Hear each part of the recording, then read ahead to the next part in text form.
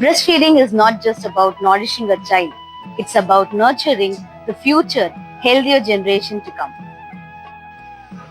With a strong commitment to community health and public awareness, Vistas has always been supportive to all the public awareness and outreach program. We are very privileged to invite with us the man behind the success of SPS, that is School of Pharmaceutical Science, Dr. Shanmugam Sundaram sir, Dean of School of Pharmaceutical Science. Welcome sir, we are very happy to have you here. Before we start our interview, I would really personally like to know your experience and your views on breastfeeding camping, sir. I'm happy to be a part of this World Breastfeeding Week podcast. Vistas, Wales Institute of Science, Technology and Advanced Studies, is conducting various awareness programs from August 1 to August 7 to celebrate World Breastfeeding Week. So, this video is also going to be a part of that particular awareness event. So thank you for inviting me, Mrs. Nafisa. You can shoot any questions. And as the first question you shoot at me, my experience related to breastfeeding. I'm happy to share that at the end of this podcast, before that you can shoot me with different questions. I'll be happy to answer for you. Thank you. அப்போ கடைசி வரைக்கும் நீங்க சஸ்பென்ஸாவே வச்சுக்க போறீங்க. Okay, never mind, நம்ம next क्वेश्चनக்கு போலாம். So நம்ம எல்லாருக்குமே blood bank and blood donation பத்தி ரொம்பவே நல்லாவே தெரியும். ஆனா மில்க் டொனேஷனும் பண்றாங்க அப்படின்னு கேள்விப்பட்டிருக்கோம். உண்மையிலேயே பண்றாங்களா? எங்க பண்றாங்க? எப்படி ஸ்டோர் பண்றாங்க சார்?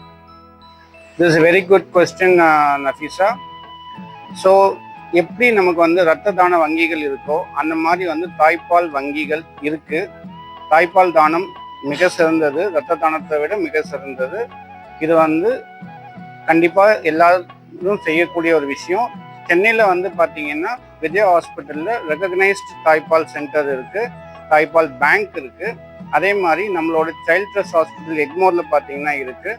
அப்புறம் பார்த்தீங்கன்னா 2-3 கவர்மெண்ட் ஹாஸ்பிட்டல்ஸ் சென்னையில் ரெகக்னைஸ்டாக இந்த மாதிரி மில்க் பேங்க்ஸ் அவைலபிளாக இருக்குது. ஓ, அப்போ சென்னையிலயும் மில்க் டொனேஷன் பேங்க்லாம் இருக்கா? இது இவ்வளோ நாள் எனக்கு தெரியாம போச்சு சார்.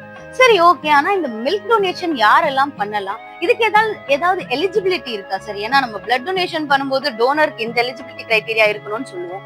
மில்க் டொனேஷனுக்கு என்ன எலிஜிபிலிட்டி சார்?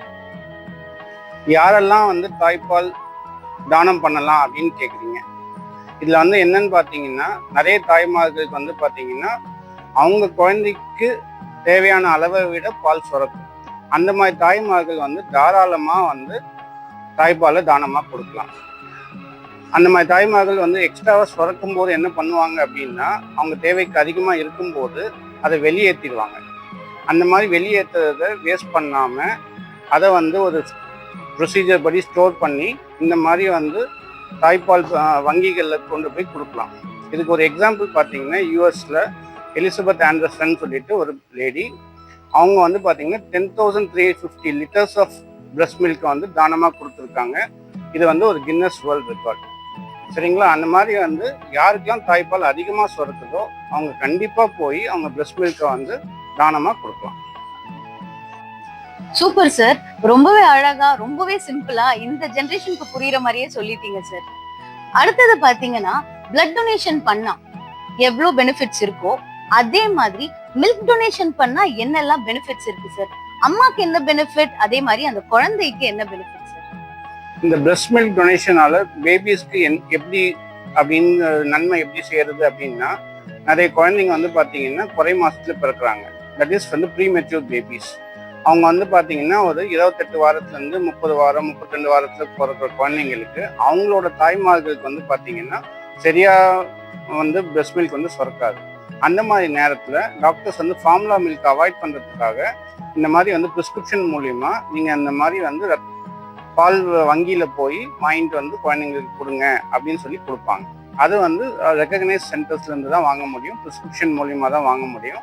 ஸோ அதனால அவங்க தாய்ங்களுக்கு அந்த பால் சுரக்கலைனாலும் இந்த மாதிரி டொனேட் பண்ண மில்க்கு அந்த குழந்தைங்களுக்கு நம்ம கொடுக்க முடியும். அதே மாதிரி இப்போ அடுத்த விஷயம் கேட்டிருந்தீங்க, டொனேட் பண்ணுறவங்களுக்கு என்ன நன்மை அப்படின்ட்டு. டொனேட் பண்ணுறவங்களுக்கு பார்த்தீங்கன்னா, அந்த தாய்மார்களுக்கு முதல்ல எக்ஸஸாக இருக்கும்போது அவங்க குழந்தைங்க அதை பருக முடியல அப்படின்னா அவங்களுக்கு பால் கட்டிக்கும். அதை அவங்க அவாய்ட் பண்ணலாம். ரெண்டாவது, அவங்க இந்த மாதிரி டொனேட் பண்ணிகிட்டே இருக்கும்போது பார்த்தீங்கன்னா அவங்களோட மில்க் ப்ரொடக்ஷன் நல்லா இருக்கும். குவாலிட்டி ஆஃப் பிரஸ்ட் மில்க் ப்ரொடக்ஷனும் நல்லா இருக்கும். அதே மாதிரி அவங்க குழந்தைங்களுக்கும் தேவையான பால் வந்து சுரந்துக்கிட்டே இருக்கும். சூப்பரா போயிட்டு இருக்கு இந்த இன்டர்வியூல. Next segment busting the common myths. So இப்போ ரொம்ப காமனா ஒரு சின்ன மித் இருக்கு சார். என்னன்னா லார்ஜ் பிரஸ்ட் இருக்கிறவங்களுக்கு மில்க் நல்லா செக்ரீட் ஆகும், ஸ்மாலர் பிரஸ்ட் இருக்கிறவங்களுக்கு கம்மியா செக்ரீட் ஆகும்னு சொல்றாங்க. இது எவ்வளவு தூரம் உண்மை சார்? இது உண்மையா இல்ல பொய்யா? அதாவது வந்து இப்போ ஹியூமன் பிரஸ்ட் வந்து பார்த்தீங்கன்னா ஸ்மாலர் பிகர் அப்படின்றது வந்து பார்த்தீங்கன்னா based on glandular tissue and fat tissue. So human breast is made up of glandular tissue. So இதில் என்ன அப்படின்னா பிகர் பிரஸ்ட்ல வந்து இந்த glandular tissue surrounded by lot of fat tissues. ஆனால் மில்க் செக்ரீஷன் எங்கே நடக்குதுன்னு பார்த்தீங்கன்னா கிளாண்டுலர் டிஷ்யூவில் தான் நடக்குது. ஸோ அதனால பிரஸ்ட் சைஸ் வந்து ஸ்மாலாக இருந்தாலும் பிக்காக இருந்தாலும் அதுக்கும் மில்க் செக்ரீஷனுக்கும் சம்மந்தம் இல்லை. எவ்வளோ amount of quality of glandular tissues நமக்கு இருக்கோ அதுக்கேற்ற மாதிரி தான் மில்க் செக்ரீஷன் நடக்கும். ஸோ சைஸ் வந்து இங்கே இது கிடையாது. Smaller or bigger, milk secretion is based on the glandular tissue. Salute sir. இது உண்மையா பொய்யான்னு யோசிச்சுட்டு இருந்தவங்களுக்கு ஒரு தெளிவான பதில கொடுத்துருக்கீங்க சார். ஆனா வெயிட் பண்ணுங்க, இந்த எஸ்பிபி சார் சொல்ற மாதிரி நான் மூச்சுடாம பாடுவேன்னு சொல்லுவாரு, ஆனா சரணத்துலதான் அந்த மாதிரி மூச்சுடாம பாடுவாரு. அதே மாதிரி நீங்களும் வந்து ஒரு சஸ்பென்ஸ் கிரியேட் பண்ணியே வச்சிருக்கீங்களே சார். உங்களோட எக்ஸ்பீரியன்ஸ் சொல்வீங்கன்னு நான் ரொம்ப நேரமா யோசிச்சுட்டு இருக்கேன். இப்போ ஃபைனலி நீங்க சொல்லியே ஆகணும் சார். உங்களோட பர்சனல் எக்ஸ்பீரியன்ஸ் என்னன்னு கேட்கறதுக்கு நான் ரொம்ப ஆவலா இருக்கேன். என்னோட எக்ஸ்பீரியன்ஸ் நான் சொல்றேன்னு சொல்லியிருந்தேன். இது வந்து என்னோட பர்சனல் எக்ஸ்பீரியன்ஸ், என்னோட குழந்தைய பேஸ் பண்ண ஒரு எக்ஸ்பீரியன்ஸ். அதாவது என் சன் வந்து நிகித் சாய்ச்சரன். அவன் வந்து 2018 பார்ன். அவன் வந்து பார்த்தீங்கன்னா பிறக்கும் போது வந்து 28 வீக்ஸில் பிறந்துட்டான். ஸோ அதனால் அவன் பிறக்கும் போதே வந்து பார்த்தீங்கன்னா 1200 கிராம்ஸ் தான் அவனோட வெயிட். அந்த சின்ன குழந்தைக்கு வந்து பார்த்தீங்கன்னா 28 வீக்ஸில் பிறந்ததுனால என் ஒய்ஃப்க்கு வந்து மில்க் செக்ரீஷன் ரொம்ப கம்மியாக இருந்தது. அதுக்காக நாங்கள் வந்து பார்த்தீங்கன்னா அந்த ஹாஸ்பிட்டலில் லாக்டேஷன் சிஸ்டர் என் ஒய்ஃபுக்கு வந்து நிறைய விஷயங்கள் அவங்க வந்து எப்படி அந்த மில்க் செக்ரீஷனை இம்ப்ரூவ் பண்ணலான்றதுக்காக சொன்னாங்க.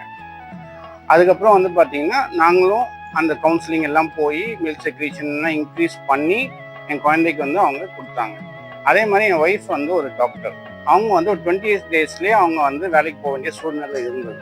அப்போ நாங்கள் என்ன பண்ணோம் அப்படின்னா குழந்தைக்கும் மில்க் கொடுக்கணும், அது இது ப்ரீமெச்சூர் பேபி, அதே நேரத்தில் அது பிரஸ்ட் மில்காக தான் கொடுக்கணும். அதனால வந்து பார்த்தீங்கன்னா எங்களுக்கு வந்து டாக்டர்ஸ் அட்வைஸ் பண்ணது மேனுவல் பம்ப் இல்லைன்னா வந்து எலக்ட்ரிக்கல் பம்ப்ஸ் வந்து நீங்கள் யூஸ் பண்ணி மில்கை வந்து இது எக்ஸ்ட்ராக்ட் பண்ணி நீங்கள் வச்சு அப்புறமா கொடுக்கலாம் அப்படின்னு சொல்லியிருந்தாங்க. ஆனால் மேனுவல் பம்ப்ஸ் வந்து பார்த்தீங்கன்னா என் ஒய்ஃப்க்கு யூஸ் பண்ணுறது கஷ்டமாக இருந்தது. எலக்ட்ரிக்கல் பம்ப்ஸ் தான் நாங்கள் யூஸ் பண்ணோம். அதை வந்து இண்டிவிஜுவலாக எந்த லேடியாலும் யூஸ் பண்ணுறது கொஞ்சம் கஷ்டம். ஆஸ் எ ஹஸ்பண்ட் நான் வந்து அவங்களுக்கு நிறைய ஹெல்ப் பண்ணி நாங்கள் மில்க் எக்ஸ்ட்ராக்ட் பண்ணி நம்ம இது பண்ணிட்டு இருந்தோம். அதே மாதிரி அந்த எக்ஸ்ட்ராக்ட் பண்ண மில்க்கு என் குழந்தை வந்து ப்ரீமெச்சூர் பேபின்றதுனால அப்படியே நாங்கள் வந்து ஃபீடிங் பாட்டிலே இதுலேயே கொடுக்க முடியாது. எங்களுக்கு வந்து பாலாடையில் தான் வந்து கொடுக்கணும் அப்படின்னு சொல்லியிருந்தாங்க. அதுவும் 5 to 10 ml மட்டும்தான் அவனால் குடிக்க முடியும்.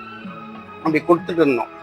அப்படி கொடுக்கும்போது பார்த்தீங்கன்னா கொடுத்ததுக்கப்புறம் சிஸ்டர்ஸ் என்ன சொல்லுவாங்கன்னா, கொடுத்த உடனே குழந்தைய அப்படியே படுக்க வைக்கக்கூடாது, நீங்கள் குழந்தைய வந்து முதுகை தட்டி பர்ஃப் பண்ணி ஏப்பம் வர வச்சு தான் படுக்க வைக்கணும் அப்படின்னு சொல்லுவாங்க. ஸோ அது வந்து அவன் இவ்வளோ ஒன்று தான் இருப்பான். ஏன்னா 1200 கிராம்ஸ் இருக்க பேபி வந்து பார்த்தீங்கன்னா இவ்வளோ ஒன்று தான் இருக்கும். ஸோ அவனை வந்து ஹேண்டில் பண்ணுறது ரொம்ப கஷ்டம். என் ஒய்ஃப் வந்து ஹேண்டில் பண்ணுறது ரொம்ப இது பண்ணுவாங்க. அந்த பர்ஃப் பண்ணி அந்த ஏப்பம் வர வச்சு அவனை படுக்க வைக்கிற வேலை நான் தான் பண்ணுவேன். ஸோ இந்த மாதிரி we have lot of personal experiences in breast feeding இது. அதே மாதிரி பிரஸ்ட் ஃபீடிங் ஒய்ஃப்ஸுக்கும் மதர்ஸுக்கும் அவங்க ஹஸ்பண்ட் வந்து ஒரு ரியல் பார்ட்னராக இருந்து ரியல் பேரண்ட்டாக அவங்களுக்கு அதை ஹெல்ப் பண்ணிங்கன்னா parenting is both not only females job. இந்த மாதிரி விஷயங்கள்லாம் இதில் வந்து மேலும் கண்டிப்பாக ஹெல்ப் பண்ணலாம். அதனால் ஹாப்பி பிரஸ்ட் ஃபீடிங். அதனால் வந்து எல்லாருமே அவங்களோட ஒய்ஃப்க்கு சப்போர்ட்டிவாக இருங்க. பிரஸ்ட் ஃபீடிங் மதர்ஸ்க்கு எல்லாரும் சப்போர்ட்டிவாக இருக்கும். That is my message for this breast feeding week awareness. Thank you. Breast feeding journey அப்படின்றது ஒரு தாய்க்கு மட்டும் இல்ல, அந்த தந்தைக்குமே ரொம்பவே முக்கியமான ஒரு பங்கு இருக்கு அப்படின்றது சார் ரொம்பவே அழகா எடுத்து சொல்லிட்டாரு.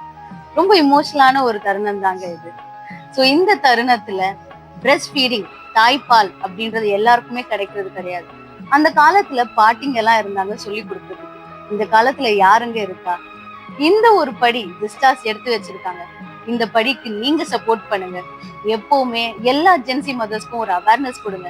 இப்ப இருக்கிற ஜென்சி மதர்ஸ் பிரஸ்ட் மில்க்